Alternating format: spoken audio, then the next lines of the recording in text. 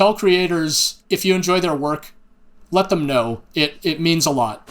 Ouah, comment il a défoncé son pote. Hello, I'm Greg Kasavin, creative director at Supergiant Games, the developer of Hadès, and I'm here to tell you the crazy stories about the game's development.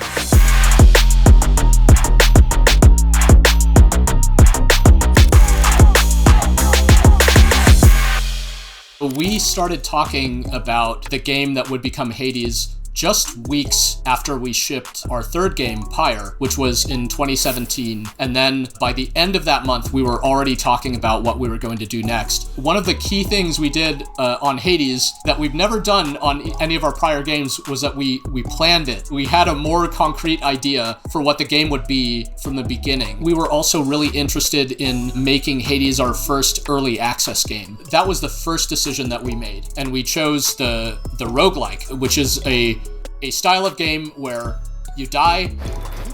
What hit me? No! Oh, that was so bad.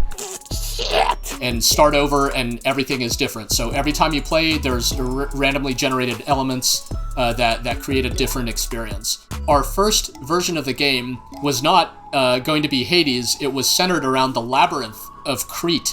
And the hero was going to be Theseus, whose mission was to hunt down the Minotaur. We were drawn to the idea of a game based on Greek myth. When you meet Zeus or you meet Poseidon, you know what you're gonna get. You know you're gonna get lightning or water and things like that. We decided that the Theseus thing wasn't working, and let's make this a game about the son of the god of the dead trying to escape from his father's domain after having a blowout fight with him.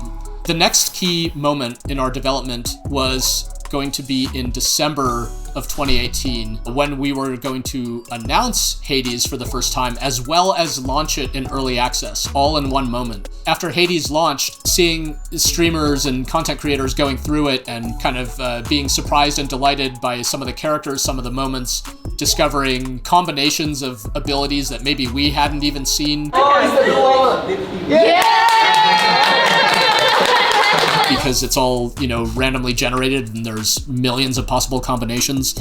And the launch was just explosive in a way that exceeded our wildest imaginations, and across every dimension, from the reviews to the size of the audience to kind of the amount of time that people would spend playing the game. They would keep playing it for weeks. We started getting nominated for awards, and then we started winning awards, including Game of the Year. These were all things that were not things that we thought were going to happen. C'est un time de mon côté! Putain. We're about 20 people. The idea that our game could be in direct competition with The Last of Us Part 2 and Ghosts of Tsushima end-of-year award ceremonies. I had been playing those games throughout the year. I thought they were fantastic. I just didn't, we didn't necessarily think of our game being in the same category as games like that. We started seeing, many players reflect on how the circumstances of the game, being stuck in hell, trying to get out, trying to break free, it really kind of spoke to them in the situations that they found themselves in at the time. We try to make games that explore resonant and kind of universal themes. This is a family story about someone who is in a situation that he wants to get out of. And that's a broad idea that can be applied to many different circumstances in life, one of them apparently being a global pandemic. We're almost 6 months later now, and it still seems like it was just a few weeks ago to me. It's been a strange and exciting time. To those of you out there who've played Hadès, first of all, thank you very, very much. We have always wanted to make games that value your time. Oula, ça fait peur. Il y a des papillons, après j'aime beaucoup les papillons.